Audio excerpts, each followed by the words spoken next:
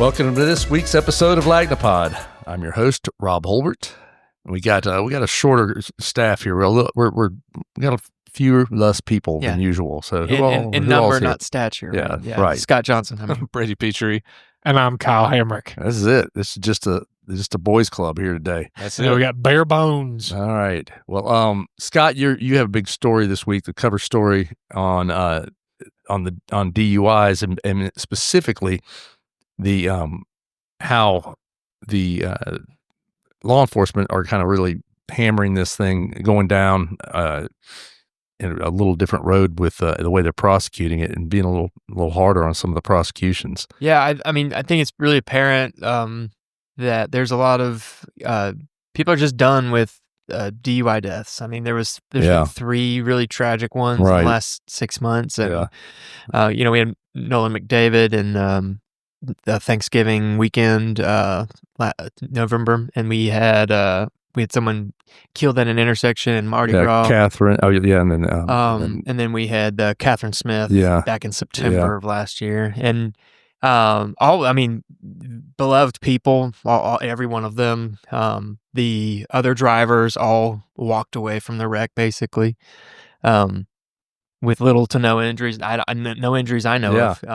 And it's kind of amazing that in these cases that it just seems like the person accused of drunk driving somehow is unscratched and have killed other people. It just is, that whole maybe that whole thing of going limp, or I don't know, whatever. It's bizarre though that how this has happened, because the cover of the paper this week is McDavid's car. Yeah, which it is. When you look at that, it takes your breath away looking at that car. It is torn to pieces. Looks like somebody just put it in their hand and crumbled it up like it looks like paper. Chewed bubble gum, basically. It is just unbelievable how mangled it is. Yeah. And, how could somebody hit that and do that much damage and then manage to walk away unhurt from the other side? But, it's devastating, and we But 2 of those cases they are charged with indifferent murder, right? Am I saying it correctly? Yes. Yeah, you got a range of options, and that was one of the things that Blackwood was explaining to me, is that Keith Blackwood, the DA, district attorney, he was saying that prosecutors really have a broad range of options to charge someone with if they're driving under the influence. I mean, from a misdemeanor, Class A, all the way up to a murder charge, which is extreme indifference murder, which he said is he equated it to intentional murder. He said it was just as bad. He doesn't see it as like a compromise between manslaughter or reckless, a homicide charge. Right. But in essence, they're basically saying it's almost premeditated because of the way that someone is behaving. It's the factors all taken together. That you completely devalued life. Yeah, excessive speeding, running red lights, running stop signs, doing things like that. Yeah, as well as obviously being intoxicated. Yeah, that those things are just. It's even worse in his mind, basically, than somebody who is intoxicated, who's, I guess, trying to drive relatively safely and just has an accident, and kills somebody. But this is, somebody who's not even attempting to drive in any way a safe fashion. And I think the first one we saw was Dr. Nocula, right? Yeah, recently. I think that's the first one that comes to mind. Right. And he was that's the Mobile neurosurgeon. Yes. Who was in the car with 24-year-old Samantha Thomas. They lost control while he was flying down one of the I-65 service roads. Yeah. Flipped the car. They said he was going well over 100 miles an hour, like right? 130 something. Yeah, he had extremely fast. Audi R8 Spider. The Lamborghini engine was what it was. Yeah. And he flipped it, and again, he walked away from the crash, and she was killed instantly. It's amazing. And they're sitting right next to each other. Yeah. I don't get it. It's really all 4 of those things that we're looking at, that this exact same circumstance. But it's a great piece, and I think it's also just really good for people to read and to think about, before they get behind the wheel and cause damage and cause death. It is really it is a sobering piece, no pun intended by any stretch, but it is really, when you read it and you start thinking about the lives that are lost. And I mean, the people are really, obviously just devastated by these deaths, and it's a big deal. It's just like murder. Like when someone's committed murder, I mean, you basically lose, not just the person who was killed, you lose the other person too. So, I mean, two families suffer a loss because that person's life has been completely uprooted. It's never going to be the same. Yeah. They're going to face, especially in DUI, you're going to face a lot of criminal processes, and then you've got probably a civil charge, civil process after that. Yeah, right. That's true too. Yeah, it's crazy. Well, we'll switch gears a little bit. Talk a little bit about what's going on with the port. I know that this is sort of a up in the air type of situation right now, but there's still discussion about this Chinese, the possibly fining Chinese ships coming into the port. And I know we're talking about that a little bit, but I haven't really written about it yet, but we're talking about it. At this point, we don't really know what's going to happen, right? Yeah, the original proposal that was in front of the trade representative was in response to this, investigation that came January. Yeah, that China's got all these unfair trade practices in shipping logistics and container ships and military construction, and it basically is like, we're gonna fine you. I can't remember the exact numbers off the top of my head, but it was $1 million to $1.5 million $1 million plus per call on a port. Yes. So the deal behind or the thought process behind it, apparently, at least what was put out there, and whether those things matter anymore or not, I don't know. It's hard to tell because whatever people say doesn't apparently mean anything. But we're told that this the art of the deal. It's it's just like we say that this is what it is and it's something else. But the thought process, according to the president, is that this is going to help rebuild the American shipbuilding industry, which is producing less than 1% of the ships in the world at this point. I don't think. I think I heard stats on this the other day. Is that we have 7. We built 7, and they're smaller, and they are not in international waters. Right. And it would take apparently. It would take almost like a decade for us to even get up to speed in any kind of capacity. But the thing is, it's saying, okay, we're going to fine any ship that is a Chinese-made ship, or if it's in a fleet with Chinese-made ships, that they would be fined. The latest news on this that's kind of floating around is that perhaps some of that is softening because of there was a pretty intense pushback from ports around the country, including the Port of Mobile. The Alabama State Port Authority wrote and said, "Hey, we can't have this. This is just not going to work." And in a very amicable way. Yeah, and I mean, what we're seeing, or some of the things you're seeing, is that if it were to happen, or if it does happen, and I guess that somebody out there put a date on it, but it's saying it may happen next week, but that's not necessarily.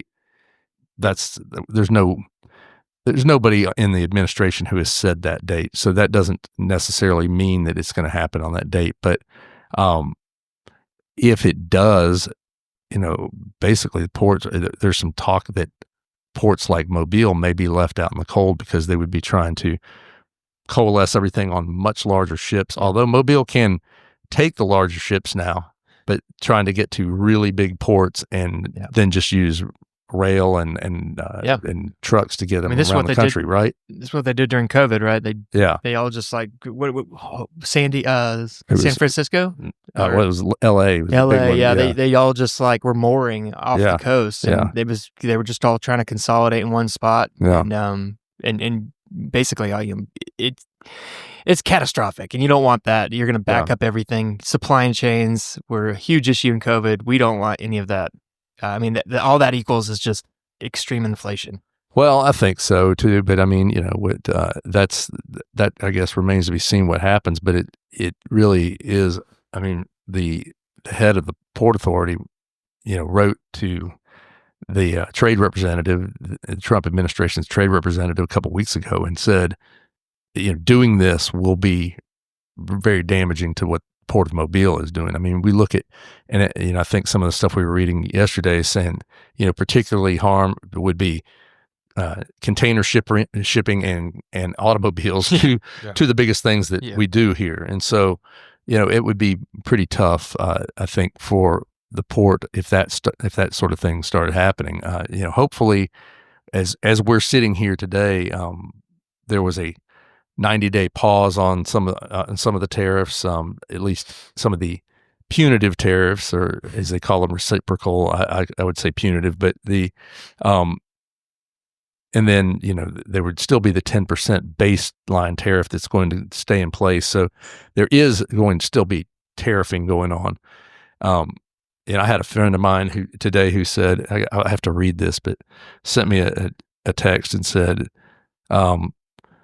that she had tell a client today they're now going to pay 150% in duty for a load of I won't say what the product is, but a load of product valued at $100,000. So this is metal material. So they have to pay 154% on. I mean, this is somebody who works in that type of industry, and they're like, basically said that people are losing their minds coming in there and seeing these types of this type of money. That's even with the announcement. Yeah. I mean, well, this is it's already today. This is just from the aluminum and steel tariffs that have already been put in place. Those are not coming off right now. Wow. That's the ones on Canada. So that's, there's some pretty big numbers that can be paid out there for things that you're doing, and there is still a lot of potential problem for people who are doing business in the United States. There's a lot of stuff that can happen. So we'll see how it goes. Hopefully all this stuff will, I hope, go away, because I mean, certainly we sit in a city where we have, a huge port. We have Austal that's owned out of Australia. We have Airbus that's owned by Europe. We have I always say it wrong. Autocompu. Yeah, I say it. None of us can say it, but yes, the steel factory up north. Used to be ThyssenKrupp. That's formerly known as ThyssenKrupp. There we go. Also foreign owned. The European owned. So those are just a few named here. So we are surrounded with big companies that employ a lot of people that do have foreign ownership, and as well as the port, which does a lot of importing and exporting, as ports do. And so those are all things that I think could really hit Mobile particularly hard if we keep doing this, or we end up in a really full-blown trade war. Well, plus, I mean, in my opinion, the back and forth probably hampers development a lot, because I mean, if you've got tariffs today and no tariffs the next day, I mean, why would any business or manufacturing company come in and invest money in? I can't imagine. I feel like some of these, this is just my personal opinion and based on nothing other than observations of human nature. But if people are telling the administration, we're going to invest $500 billion. Are they just shining them on just to say, hey, let's keep him off our back for 2-3 years and he'll be gone. But I just don't think people are going to look at what's going on currently in this up and down, back and forth whipsaw type of program and say, yeah, we're going to go in and invest billions of dollars to build factories, when in 3.5 years, there's going to be a new president who may change these policies completely. Yeah. Maybe the emergency, which we always have to remember that this is being done under an emergency, the auspices of that there's an emergency. Yeah. So, these are emergency powers. These are being done as executive orders. They're not being done by Congress. Yeah. So they can change with the stroke of a pen. And so that's an issue that it's something people are going to have to really look at, and as they are investing. But I think it's going to be something that a lot of consumers and certainly business owners are going to be dealing with, even small business owners. Yeah, I wonder if Congress is going to act on that. I know that there was a proposal to adjust those emergency powers. I don't know. I don't think you're going to see. I don't have any faith in it. I don't think you're going to see Congress act at any point unless things become really high pressure. I think that this backing off on and 90-day taking tariffs off for 90 days is basically the administration realizing that things were getting really bad and it was about to get much worse and the pressure was going to become intense. Yeah. I don't buy personally that it was the plan all along. I don't buy that. This was the plan all along. I don't think that. I don't buy that. But anyway, we're going to take a quick break. We'll come back and talk about a few other things.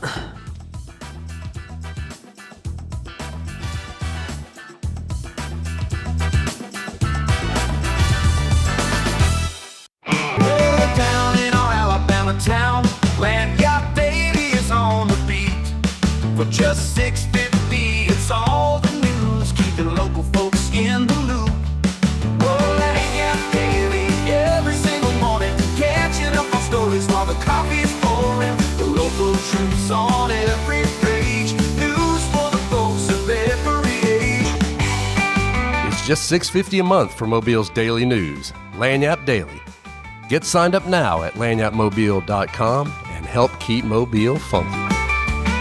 Whoa, down in our Alabama town, Lanyap Daily's on the beat. For just $6.50, it's all the news, keeping local folks in the loop.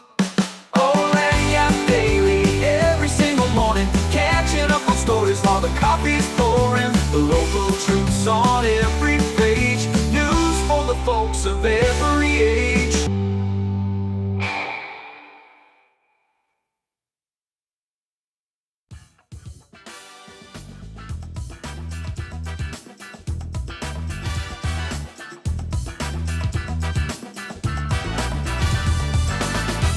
Just $6.50 a month for Mobile's daily news, Lanyap Daily. Get signed up now at lanyapmobile.com and help keep Mobile funky.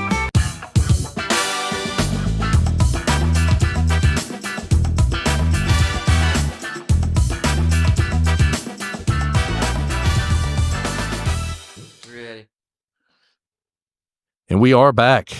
We don't have Tommy Hicks today. So we won't be talking about the fact that I won our basketball pool. Yeah, we can just skip over that. If We you'd won't like, talk yeah. about the fact that I came in second the first year of the of fantasy football league here, won it this year, and then won the basketball thing. So we won't talk about those things today. Yeah, it's a real shame. We've Because either got Tommy's not here, we're not going to talk about those things. as the commissioner for all of those things you mentioned, yeah. we've either got to significantly cut back on our things that we do here involving sports, or we've just got to make so many of them that other people win. Yeah, there we go. I want to Either call a full investigation I think- into Brady and his Yes. letting Rob win. Well, I know this is a let's just scheme. say there's extreme luck involved. Okay, I mean, is it a coincidence that you are a co-publisher and also the undefeated champion? It's almost like Donald Trump was it winning is, all his yeah. golf tournaments. yeah, it is. It is. I am the greatest. Yes. Anyway, but let's talk about some other things going on. Let's first of all talk about flooding, because we had everybody around here dealt with some pretty amazing flooding the other day. Yeah. I mean, it didn't matter where you were. Yeah. You saw some record rainfall on Sunday. It was a goalie washer. It was eye popping was what it was. I mean, I lived in Oakley on Selma Street for many years, and I would call it the Selma River when this kind of thing happened. but the asphalt was peeled off the road. peeled back, Peeled from the road. down to the ground. Yeah, I mean, I was chunks of road missing. Chunks of road being just yanked up in the and there was somebody sent a video of a motorboat going down going down Selma chopping Street. up the street. I mean, just going down the thing. I mean, It's unbelievable. It was nuts. I mean, we were coming back from Orange Beach, and we were at a cheer competition down there at the wharf, and thought like, it didn't hit us. We thought maybe it was going a little north. Coming back across the Bayway, we had to go 25 miles an hour. It was scary. unbelievable. I mean, just I don't know when I've seen it rain harder. Yeah. But we almost couldn't. We lived down DIP, and we almost couldn't get home. It was just there were cars stalled out everywhere, all over the road. Mm-hmm. So I know that at council the other day, at city council, this became a pretty big issue, right? Yeah. No recency bias at all in these conversations. Yes. But all of the council members were fired up, except for Joel Daves, who really just said that, this is where we live. This is going to happen. Joel Daves has it's like there's fish in the ocean. It rains in Mobile. The This sage. is it, right? Right. Yeah. It was like, nothing new under the sun. Right. It was like, this is going to take $1 billion to fix. Yeah. What are you going to do? What are you going to do about it? Yeah. I mean, we live in an old city. We get Built on a swamp. Extraordinary amounts of rain. I'm not running for re-election. That's the biggest thing, right? Yeah. It was his take. I appreciate his take. I appreciate the honesty of it. Yeah. And I mean, he's not wrong. I mean, with as much old infrastructure as Mobile has and where we're simply located, it's almost impossible to completely fix a situation. Yeah. It is. There are people who are upset about it. And, and it is, it's one of those things where folks, I don't know what we're going to do about this. But I mean, it also was an unbelievable amount of rain. I mean, what did we have? Like, I think Spanish Fort got Like 12 13 inches. Yeah. With Yeah, that. they got crazy. And so we got 13 over inches. 3 inches in an hour at one point, which is just unbelievable It amount is. of rain. I mean, it wasn't just just a huge thunderstorm. It was just so slow moving that it just dumped tons and tons of rain and just backed up everything. And one of the solutions, I don't know how effective it would be, but the city's talked about Giant umbrella. a giant umbrella over the city, but Okay, I don't know the feasibility of that or the budget. But anyway, there is a plan. The street sweepers hit supposedly every location in the city at least once a year. Right. There's been talk of hitting every spot more than once, but Because of the accumulation of leaves and stuff. of leaves and What trash. role did the beavers play in this thing? The beavers play a huge role in this They thing. did. And it's kind of ironic that the talk of beavers impacting stormwater has dominated the past couple of council meetings. and many of these podcasts as well. Exactly. Yes. And then it all just culminates with this huge thunderstorm, and just all of a sudden everybody's like, "Oh, now we've got to deal And the with beavers flooding," are just like rubbing their little paws together, like, finally. well. Chittering to themselves about Enjoy the water, boys. Yeah. They saying the beavers are in like these ravine creeks, or are they like in the system itself? They're both, but some of them are in the There's like system. an but underground Mobile. There's some subterranean dams being built. There are. It's like New York Subterranean. City, where there's like an underground New York City, but it's all just inhabited by beavers. It's all just They're beavers. The rising mutant up, beavers have gone down. They're underneath. Yeah. Oh God! and they're ninjas too. That's a ninja beavers. They're out down there building dams in the pipes, and then you've got beavers building them up top. That they're trouble. It's just a huge issue. But it was. I mean, it probably was. If it was your house that was being flooded, I mean, you had enough rain, and then beaver dam making it worse. It's not. That's got to be no fun. I've actually I made several calls today to 311 because I've got a storm line that goes from my property to the road. Actually, it's not mine; it's my neighbor's. But anyway, it goes right under a live oak tree. Yeah. And that thing, there is no water going through it. So I'm pretty sure the live oak has crushed that storm drain completely. Good chance. It's flooding the entire neighborhood. Yeah. Because there's no outlet. And you getting some response on 311? I had to call them back multiple times, but they ended up being helpful. It took us 4 calls in the last 24 hours to get them to come get a dog. I had a pack of wild dogs that just showed up on my property the other day. And 3 of them I scared away somehow, but the other 2 were just like, this is where we're going to be. We're going to live here now. I had a support ticket that one of my support tickets I put in, just like they just closed it. They're like, this issue's been resolved. I was like, no, it hasn't. Yeah. I think I've called 3 times in the last like 28 to 30 hours and I got no response. My wife called and finally, like, all of a sudden there's police out there. Now I'm like, are they going to shoot the dogs? I don't know, but they got them apparently. They're out there getting them. That's ironic because, I've been covering the city council for a couple months now, and at least once every meeting, there's somebody that has some kind of 311 problem, and that's always their solution. Just call 311. They'll take care of it, and to hear you guys talk about I've called them a few times in my life, and I can't say that I've ever been massively impressed with how quickly something comes to pass, but the dogs are just like, I'm like, can we just get somebody to come take these dogs out of here? I can't grab them. They're going to bite me. These are feral dogs. They're not happy dogs. How long before the dogs get squatters' rights? They're getting close. They're getting close. Yeah. Yeah, they're getting close to, almost becoming part of the family. But we'll see. Hopefully the police took them away in chains today. We had I don't know how this has devolved into dog pound, but anyway, beavers. Well, it all started with the 311. Yeah, it's about to get back on all the on problems. stream. get hating on the 311, but I mean, there was even some. They had to rescue some people on Halls Mill. They had a water rescue. They had a boat, right? They had to take a boat and rescue somebody from their car. There were a bunch of people in Baldwin County that had to be rescued too because of the rain. And I thought it was interesting. One thing that William Carroll said is, houses today are not being built high enough. They're all being built level with the street, with the street level, and that's led to a lot more flooding. But goes back to the the drainage situation. If you fix the drainage situation, you wouldn't have to worry about that. It is exactly right. That was my thing. When I read that in your story, I'm like, sure, that's great to do going forward. But what about all the people who are on the ground right now?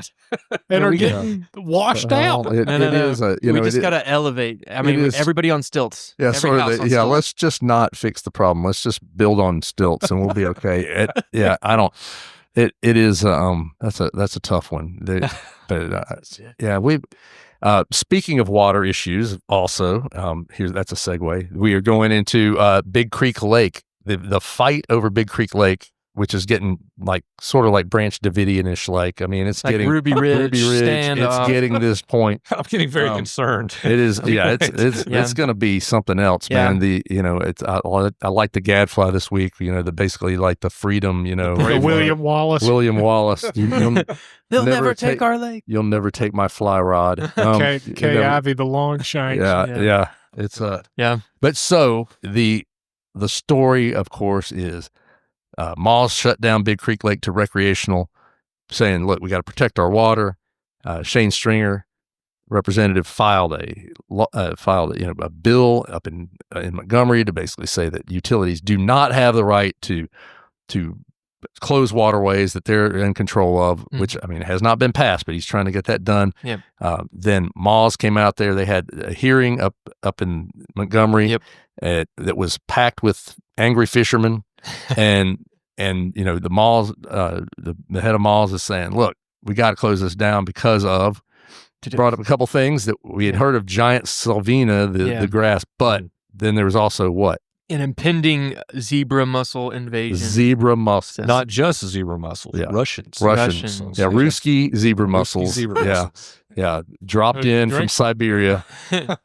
So we've got the zebra mussel is making its way down the state, south of the state. So at this point, where are we? We've got, and you also talked to Department of Environmental Resource, environmental, the conservation resource. Yeah, they said, hey, this waterway is a public waterway. It's not shut down. So we've got all these forces coming together. Yeah, where are we now? It's basic. I mean, up until earlier this week, it was really like, who do we believe? Right. I mean, it's like you got the national resources who are saying this is a public waterway, navigable waterway. It's open. You can't close it. You can fish it. And then you've got Moz over here who has a contract with the Mobile County Sheriff's Office to enforce their closure. And I mean, all it would take is someone just, I'm going to take an act of civil disobedience and go put myself on the lake. And if you can launch your boat somewhere up in Big Creek, north of there, which you can, I've learned, yes, and you could just float right down into the lake, right? So it's still accessible. So the issue, of course, Malls is worried about is with regard to the razor mussels, is that if you go into a body of water that has them, that they could get their spores or whatever on there microscopically, and if you don't wash your boat correctly with bleach and all this other stuff, that it can get in the lake, and then they just drop off and start going to town. The Florence deals with this. When I lived up in North Alabama, I mean, you hear it about all the time. I mean, these things will cluster up rapidly, and they'll just clog up an engine. I mean, they'll just cluster into a water pipe, like an intake pipe, clog the whole thing up. I mean, you can't. And they're not delicious, right? From what I understand, not edible. Tastes like vodka. Not advised. Tastes like vodka. Tastes like old potatoes. Yes. Tastes like borscht. Nothing that you want in the water by any means. And also even giant Salvinia. I mean, the solution is is spray pesticide everywhere. And you don't want to spray pesticide in your drinking water. I think everyone has an issue with that as well. I think everyone's in agreement that they don't want stuff in the water. I just don't think people have a really big issue with Moz just being able to apparently just unilaterally on a whim decide to close this thing down. So at this point, Moz is trying to come up with a solution. They're coming up with a compromise, right? That was after being up in Montgomery and kind of getting grilled over transparency. It was not pretty for them up there. They had a meeting up Monday, and Brady went there, and it sounds like they had some kind of solution. Yeah, I mean, they compromised a little bit. They're basically going to partner with a private company to build a recreational facility, and they're going to allow for boat rentals, kayak rentals, and they're going to open up more area in the lake. I think around 1,100 more acres for people to fish in. So it sounds like a good compromise, but even still, spoke to some fishermen afterwards who are still not in favor of it. Not happy. They want to use their bass boats. They want to use their boats. Right. They don't want to have to rent anything. Right. And I personally think it comes down to the fishermen don't like this change. They don't like what they feel like is overreach by Moz, and they're not going to be on board with any kind of compromise. Yeah. Well, I mean, you have Moz who over the last 10 years has basically taken over every bit of property around the lake. So they can now ticket anybody who's on their land around the lake on that, at least not the upstream part, but and I think everyone there in that Sims Wilmer area really feel like those people down in Mobile have extended out and come and taken over. And but there are a lot of Mobile people who are upset about this too. But, well, it's when I was looking into this to write a column a few weeks ago that I looked at a lot of different places and what they do, and it seemed like the bigger the lake, the more recreation that was allowed on it. But as they got a little smaller, and ours is not by those terms a giant lake. It's a big lake, but it's not. It's a big creek lake even. Yeah. And it's not. Some might say. But it's not as big as certainly some reservoirs are. Mm-hmm. And as I looked, most of those, as you got a little smaller, most of them had some sort of restrictions.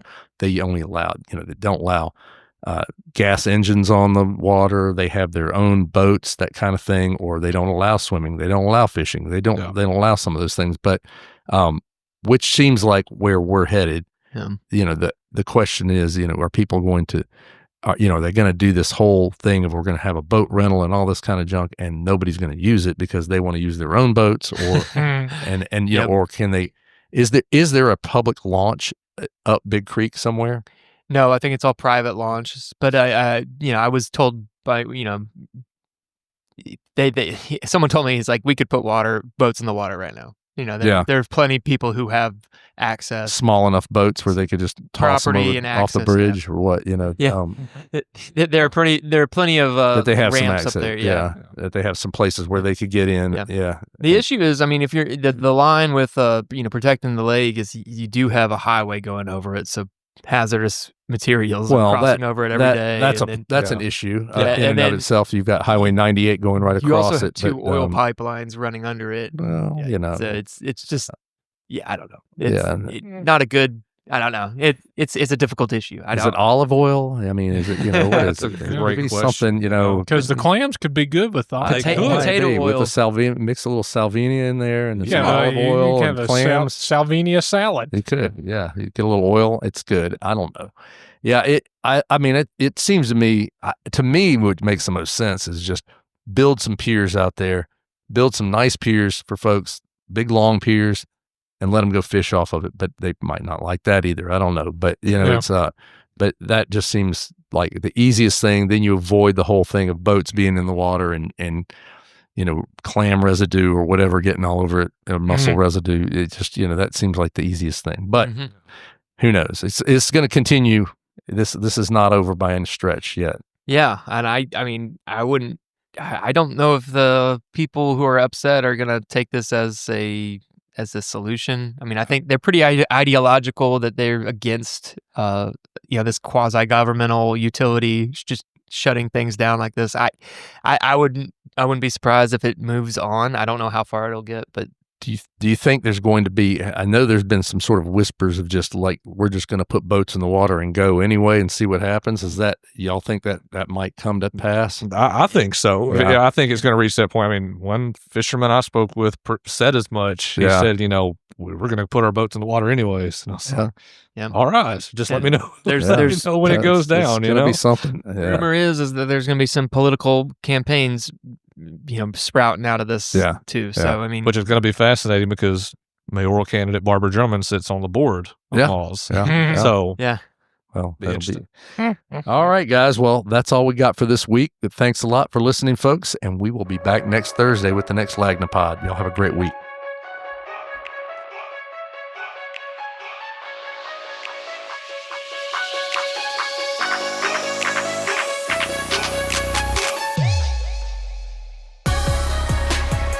The Lagni-POD is a Something Extra publishing production. Executive producers are Rob Holbert and Ashley Trice. Music is by Sunpulse Sounds and Electro Animals. Only subscribers like you have access to this podcast. Tell your friends they can sign up at my.lanyapmobile.com. For advertising opportunities, please call 251-450-4466.